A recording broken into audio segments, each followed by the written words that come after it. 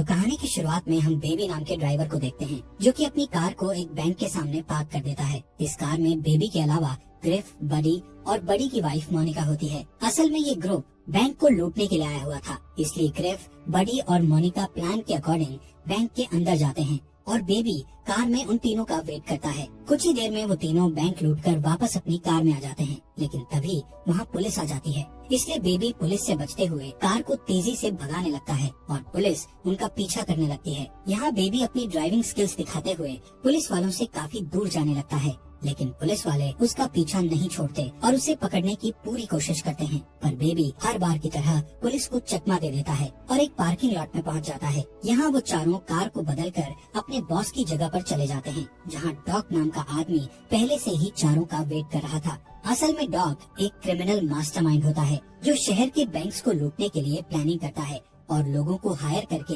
उनसे चोरी करवाता है। खैर यहाँ डॉग देखता है कि उसके लोगों ने बैंक लूट लिया है और बेबी की ड्राइविंग स्किल्स के कारण इस बार भी पुलिस उन्हें नहीं पकड़ पाई। इसलिए डॉग खुश होकर चारों को उनका हिस्सा देने लगता है। तब ग्रिफ डॉग से कहता है कि आखिर तुम इस ड्राइवर को हिस्सा क्यों दे रहे हो, जबकि पूरा काम हम तीनों ने अकेले किया है और बेबी ने सिर्फ कार चलाई थी। जिस पर डॉग कहता है कि तुम तीनों बेबी की वजह से ही जिंदा हो। अगर तुम सबको बेबी सही समय पर वहाँ से नहीं निकालता तो पुलिस तुम्हें पकड़कर जेल में डाल देती। ये सुनकर ग्रिफ डॉग की बात को समझता है, जिसके बाद ग्रिफ बेबी का मजाक उड़ाते हुए डॉग से कहता है कि बेबी बहुत अजीब है, जो कुछ भी बोलता नहीं है और हर टाइम गाने सुनता रहता है। तभी ग्रिफ बेबी के चश्मे को हटा देता है, जिससे बेबी अपनी जेब से दूसरा चश्मा निकालकर पहन लेता है। ये देखकर बड़ी भी उसका मजाक उड़ाने लगता है।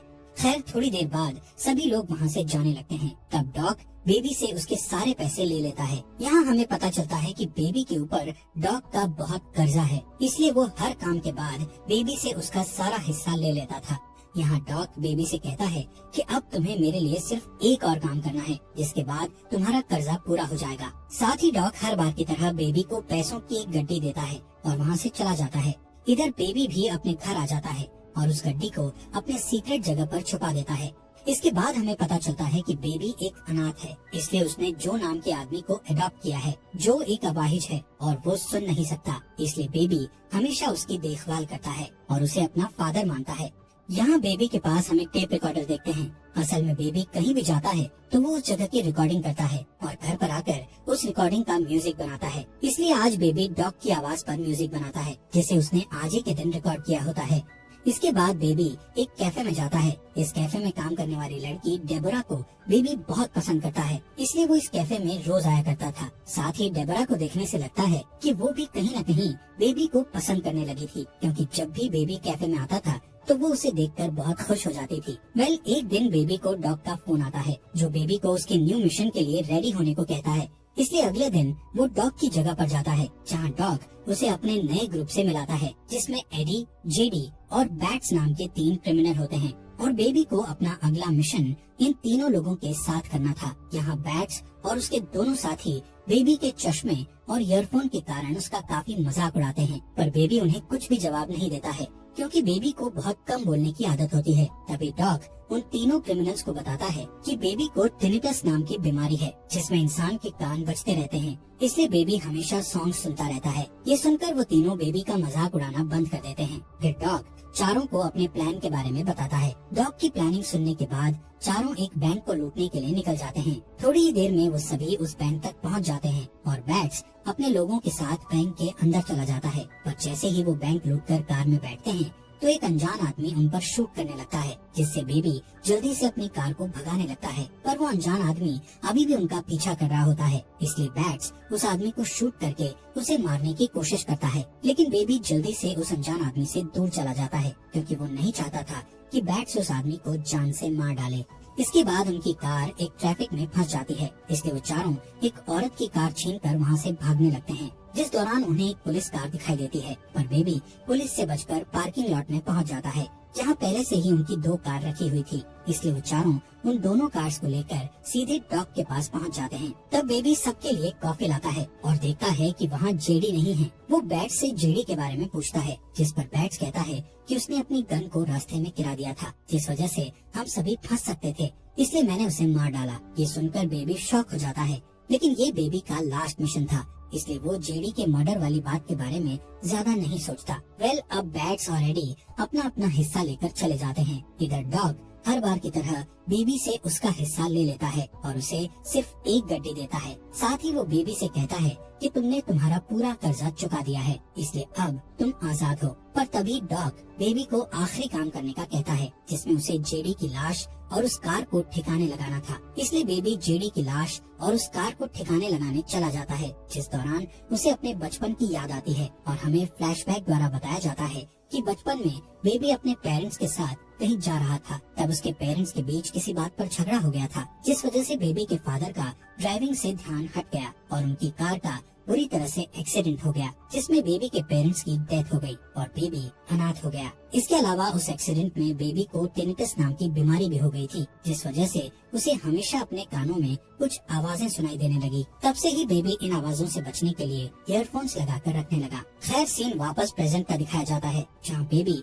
डेबरा के पास जाकर उसे डेट के लिए पूछता है, जिस पर डेबरा खुश हो जाती है और उसके साथ डेट पर चलने के लिए मान जाती है। इसी तरह दिन गुजरते हैं और वो दोनों एक दूसरे के करीब आने लगते हैं। एक दिन डेबरा बेबी से उसके काम के बारे में पूछती है, जिस पर बेबी बताता है कि मैं पहले ड्राइवर था, लेकिन अब मैंने ड्राइवर का काम छोड़ दिया है। एक दिन जब बेबी अपने घर पर होता है, तब जो उसे पिज्जा डिलीवरी बॉय का काम करने की सलाह देता है, इसलिए बेबी जो की बात मानकर डिलीवरी बॉय की जॉब करने लगता है। कुछ दिनों के बाद बेबी और डेबरा डिनर डेट पर जाते हैं। इस रेस्टोरेंट में डॉग भी मौजूद होता है, पर बेबी डॉग को इग्नोर करने लगता है। लेकिन डॉग जब बेबी को देखता है तो वो उसे अपने पास बुलाता है। डॉग बेबी से कहता है कि तुम्हारे जाने के बाद मेरा कोई भी काम सही नहीं हो रहा है, क्योंकि तुम मेरे लिए बहुत लकी थे। तभी डॉग कहता है कि मैं चाहता हूँ कि तुम फिर से मेरे साथ काम करने लगो, लेकिन बेबी डॉग के साथ काम करने से मना कर देता है। जिस पर डॉग कहता है कि मुझे पता है कि तुम्हारे पास पैसे नहीं हैं और तुम डिलीवरी बॉय का काम कर रहे हो। अगर तुमने मेरे साथ काम किया तो तुम कुछ ही दिनों में बहुत सारे पैसे कमा लोगे। साथ ही वो कहता है कि जब भी तुम मेरा काम छोड़ना चाहो तो तुम छोड़ सकते हो, लेकिन अभी के लिए तुम्हें मेरे साथ काम करना होगा। पर बेबी डॉग से साफ मना कर देता है कि अब मैं इस तरह का कोई भी काम नहीं करना चाहता, जिससे डॉग को गुस्सा आ जाता है और वो बेबी को धमकी देते हुए कहता है कि अगर तुमने मेरे लिए काम नहीं किया तो मैं डेबोरा को मरवा दूंगा। ये सुनकर बेबी डर जाता है और काम करने के लिए मान जाता है। अगले दिन डॉग बेबी को एक पोस्ट ऑफिस बैंक ले जाता है और उसे अपने भतीजे के साथ पोस्ट ऑफिस में जाने के लिए कहता है। असल में डॉग चाहता था कि बेबी उस पोस्ट ऑफिस में जाकर वहाँ की हर एक चीज को ध्यान से देखे और पता लगा सके कि ऑफिस में कितने गार्ड्स हैं और किस जगह पर कैमरा लगे हुए हैं। साथ ही कोई बेबी पर शक न करे, इसलिए वो अपने भतीजे को बेबी के साथ अंदर भेजता है। अब बेबी पोस्ट ऑफिस में जाकर सारी चीजों को ध्यान से देखने लगता है, जिस दौरान डॉग का भतीजा वहाँ की एम्प्लॉय से बात करने लगता है, जिससे वो एम्प्लॉय उसे एक टॉफी देती है। तभी बेबी भी उसके पास आ जाता है और वो एम्प्लॉय लेडी बेबी से अच्छे से बात करती है। इसके बाद बेबी डॉग के पास आकर उसे सारी चीजों के बारे में बताता है। अगले दिन बेबी डॉग की जगह पर जाता है और देखता है कि डॉग ने इस बार बैट्स, बडी और मोनिका को काम पर रखा है। थोड़ी देर बाद डॉग वहाँ आता है और अपने प्लान के बारे में बताने लगता है। डॉग कहता है कि मुझे पता चला है कि पोस्ट ऑफिस के अंदर बहुत सारे पैसे हैं और पैसों की सेफ्टी के लिए कई गार्ड्स तैनात हैं, इसलिए हमें उन पैसों को लूटने के लिए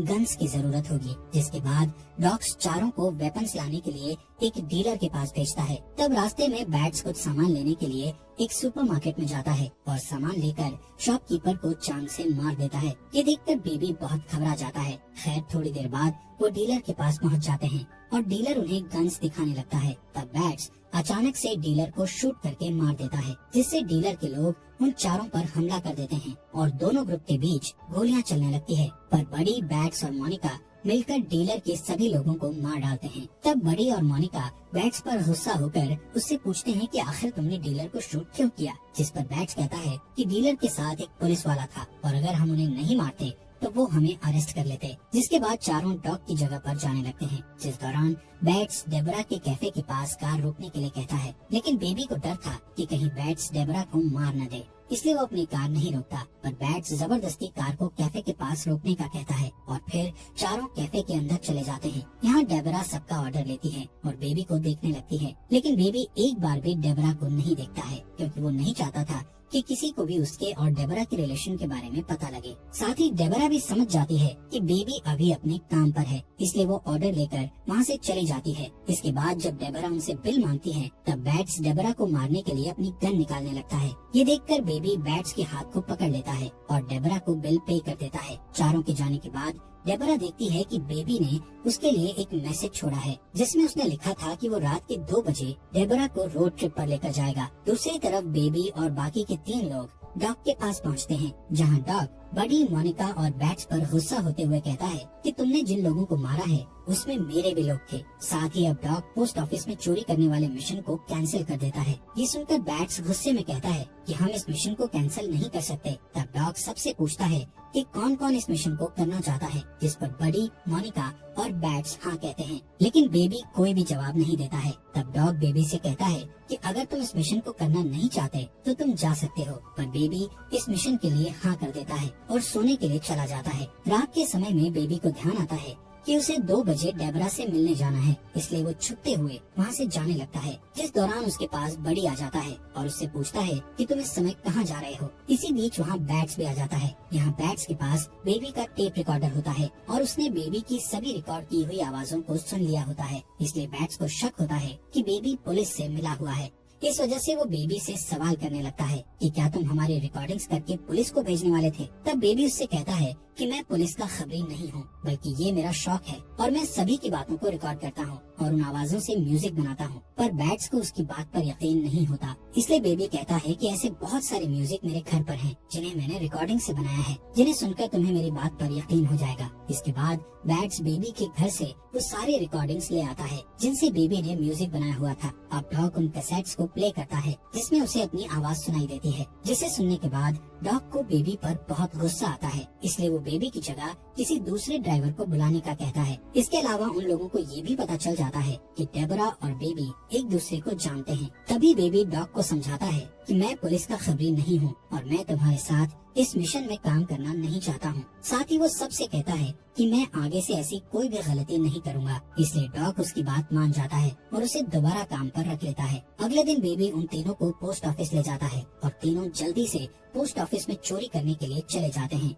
इसी दौरान बेबी उस पोस्ट ऑफिस के एम्प्लॉय को देखता है जिसने एक बार बेबी से बहुत अच्छे से बात की थी। यहाँ बेबी उस लेडी को इशारा करता है कि वो पोस्ट ऑफिस में ना जाए, जिससे वो लेडी खतरे को समझ जाती है और वहाँ एक पुलिस ऑफिसर को बुला लेती है। तभी बडी, मोनिका और बैट्स चोरी करके बाहर आ जाते हैं और बैट्स उस ऑफिसर को शूट करके मार देता है, जिसके बाद वो कार में बैठ जाते हैं और बेबी को यहाँ से जल्दी भागने को कहते हैं, पर बेबी उनकी बात नहीं सुनता, जिससे बैट्स उसके फेस पर गन से वार करता है और उसे मारने की धमकी देकर कार को भगाने का कहता है। बैट से परेशान होकर बेबी अपनी कार को सामने खड़े ट्रक की ओर भगाता है। इस ट्रक में कई सरिये रखे हुए थे जो कि सीधे बैट्स की बॉडी के आर पार हो जाते हैं और उसकी डेथ हो जाती है। असल में बेबी का प्लान था कि वो इस मिशन के दौरान सारे लोगों को मरवा देगा, क्योंकि वो डेबरा के साथ एक अच्छी लाइफ जीना चाहता था, पर इन क्रिमिनल्स के कारण वो कभी भी अच्छे से नहीं जी सकता था, इसलिए उसने सभी को मारने का प्लान किया था। खैर, अब तक यहाँ पुलिस भी आ जाती है, जिन्हें देखकर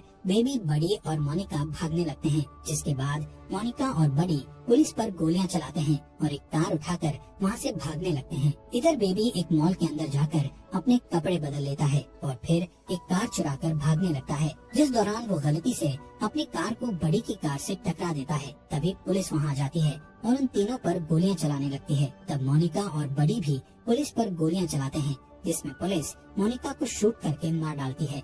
इसी बीच बेबी पैसों को लेकर भागने लगता है। तब बडी बेबी से कहता है कि तुम्हारी वजह से मोनिका की डेथ हुई है।